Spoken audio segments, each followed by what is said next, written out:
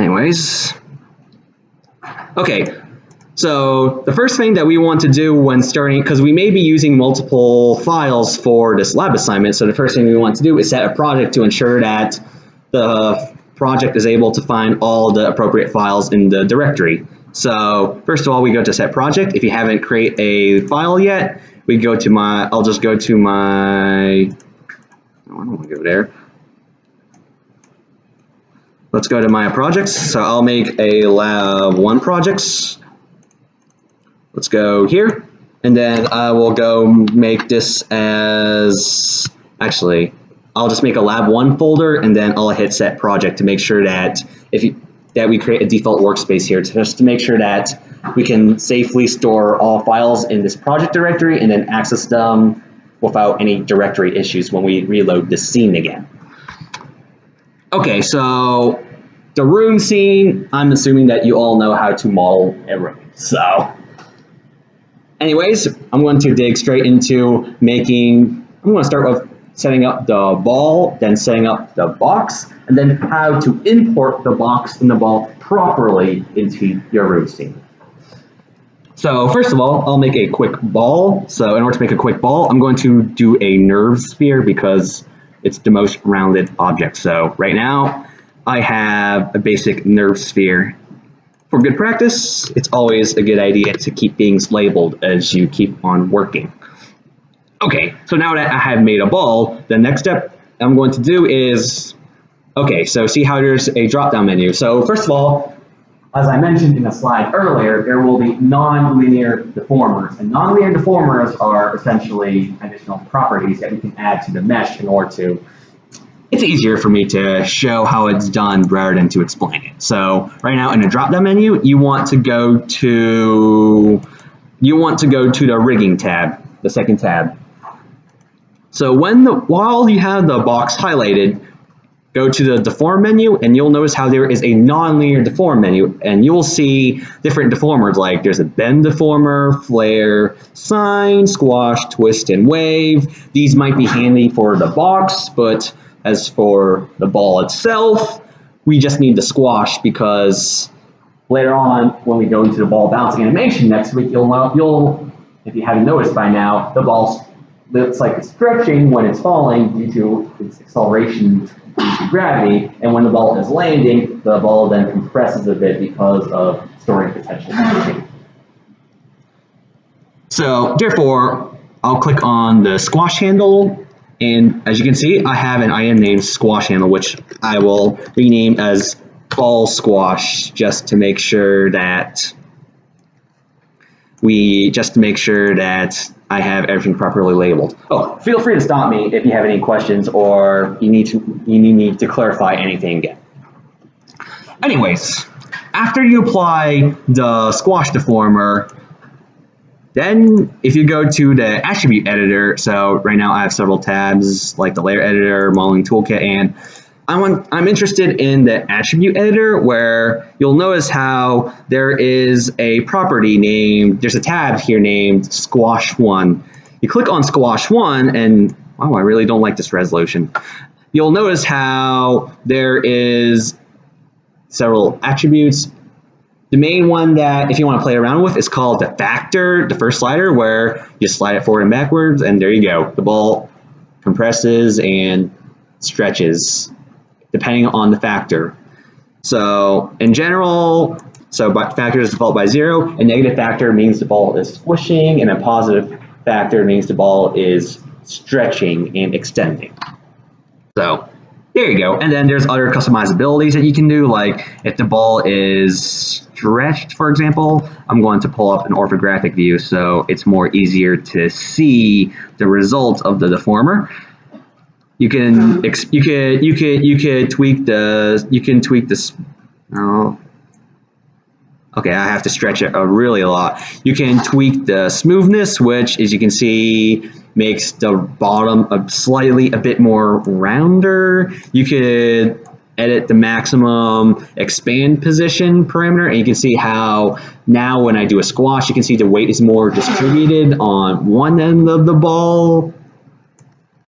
Essentially, there are a bunch of values there that you could play around with, but primarily it's the factor attribute that we will be concerned with when we're animating the ball next week. So there you go. That's mostly all that you have to really do to set up the ball. But just to make sure that, right now, if we want to move the ball and we translate, you notice that we're moving the ball and not the controller. So what we want to do is we want to take the ball and the deformer and then group it together. What I like to personally do is I like to make because the ball, when you animate the ball will both translate and rotate. You all know what translate and rotate is, correct? So the ball will translate and rotate while it's bouncing. And what I like to do for lab 1 is I would like to animate the rotation on a separate layer group. And, well, I'll just reflect it in a hierarchy right here. So I'm going to make a group called ball rotation, and then I'll make another hierarchical group called ball translate. So what this will do is I can then rotate the ball. When I want to rotate the ball, I'll rotate using the ball rotation group, which means that the rotation happens independently of the translate. So that means I can translate the ball first and then animate the rotation. Because otherwise, if you try to animate both the translate and rotation at the same time, what you may notice is that you may translate an object away from orientation, and then when you try to rotate the object, instead of the ball rotating around itself, it will then rotate around an origin or some other undesired axes, and that's why I have created 2 separate groups to animate the ball in. So there you go. That is the entire ball rig. So yeah, we did it. So there we go. I'll call this as ball in the project in the lab file that I have made. So, all right, we're all good with the ball? Beautiful. Okay. So next up, what I'm going to do is, let's make a new scene then. So now we're going to talk about doing the box next. So I'm going to create a very basic box out of a polygonal sphere. So, wait, polygonal cube. What kind of box is this? That's a good question. What kind of box is this here? Okay. Anyways, so I'll go to polygonal cube. I'm going to make one without any subdivisions for now. Okay, so I have a cube. I will scale this cube, and then in order to create, I'm going to duplicate the cube. Move the cube. Yeah, so the top, this will be the lid. I'm just going to do it really roughly. You could probably snap it, otherwise. Okay, so I'm going to take the lid, I'm going to hide the lid, and then, okay, so what I'm going to do to create the incision is I am going to use the extrusion tool. So I'm going to shrink the face a little bit, then click on the face again, and then somewhat drag the face a bit down. Okay, so we have a basic box, and then what I'm going to do is I am going to, let's add some subdivisions to the box. So I'm going to go back to modeling, edit mesh, add divisions, and I'd say about, yes. Oh, you mean what screen I went to?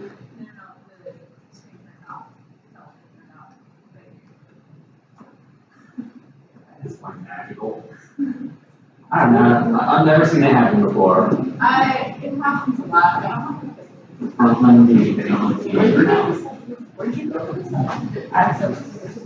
Okay, for add subdivisions to face, go to mesh, edit mesh, and go to add, and it's the top option, add divisions.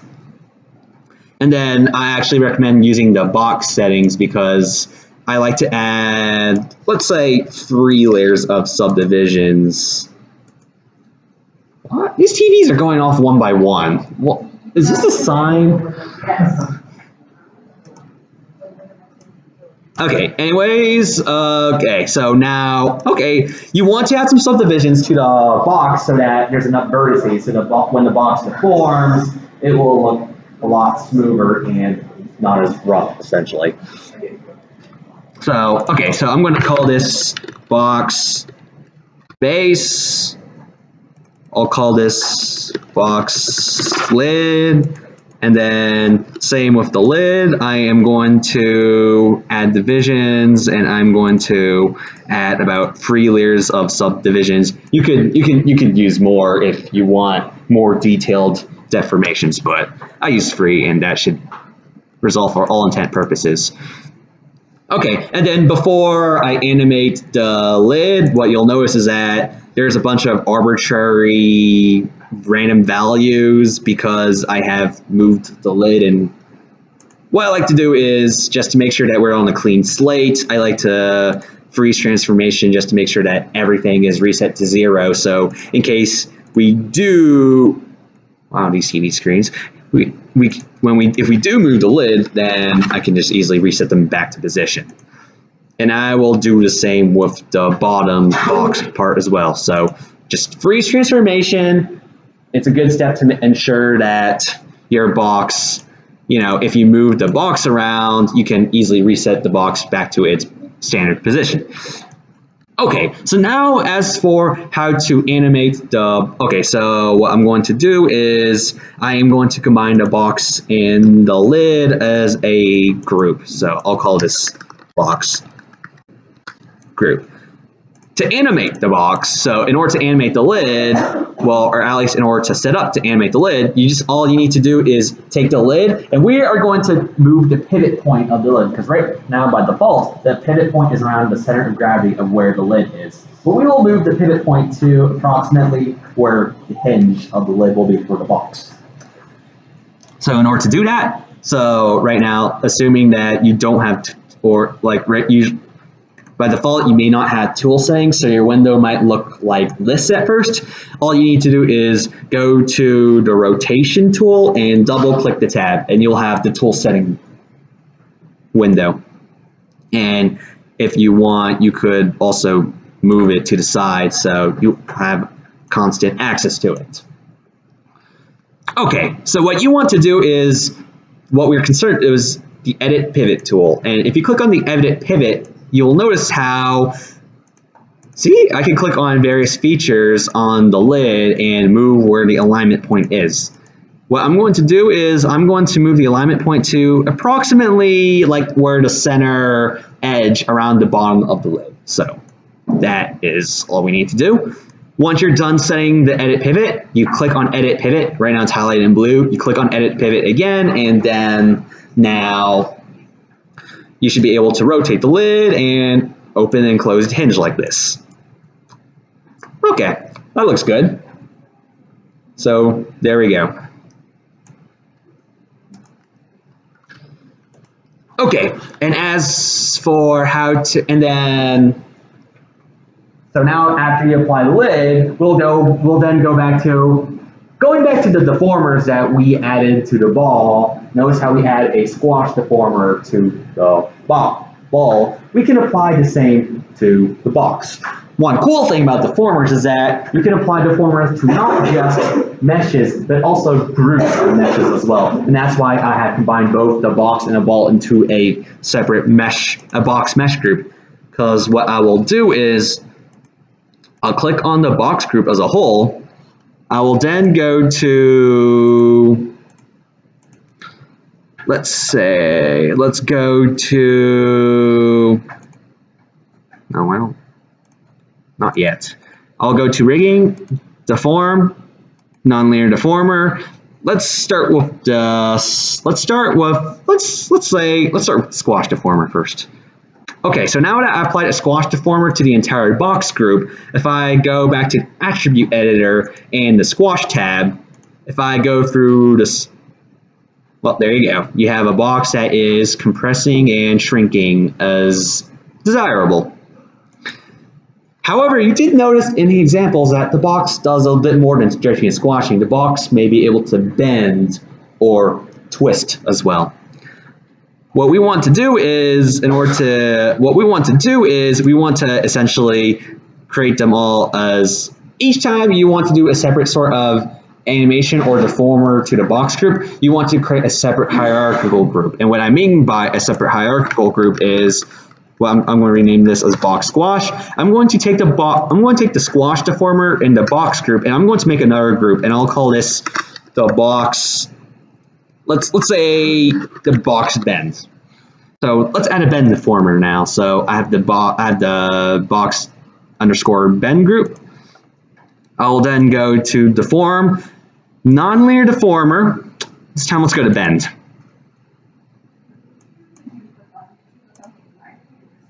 I clicked on the entire group that contains both the box deformer and the squish deformer. That's what I did.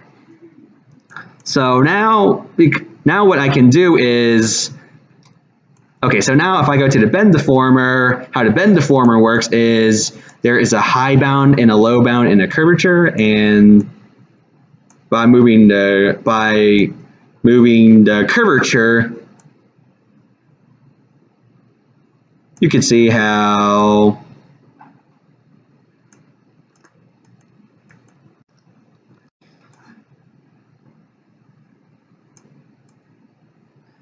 oh yeah, and then if you want the box to be able to completely bend, you want to decrease the lower bound to a more negative number, and now, yeah, the box is just fooling in itself at that point. Either way, there you go, you have a jiggly box now. But not only have a jiggly box, but if I go back to, let's say, the squash deformer, I can go to squash, and I should be able to see, I could squash the ball, it squashes and bends at the same time. Okay. And then, of course, you repeat the process if you want to add more groups. So let's reset. So if I want to add like a twist or sine wave group, I would then, group these two into, I'll call this box bend handle. I'll rename this as box squish handle, and then I'll call this, I'll just call this the box transformation, because this, if we want to just animate the positional placement of the box, I just create, what? Let's ignore that. Okay, so if I want to move the entire box as a whole, I made another group that contains everything that we have made so far, and then I can go to box transformation and then just move the box around or rotate the box around, and that will do the trick. Okay, so there you go. That's about it for the box itself. So I'm going to take the box, and I am going to make this as a separate Maya file. Okay, are we all good in terms of the setup process for the box and a ball? All good? Nice. I'm going to stop recording.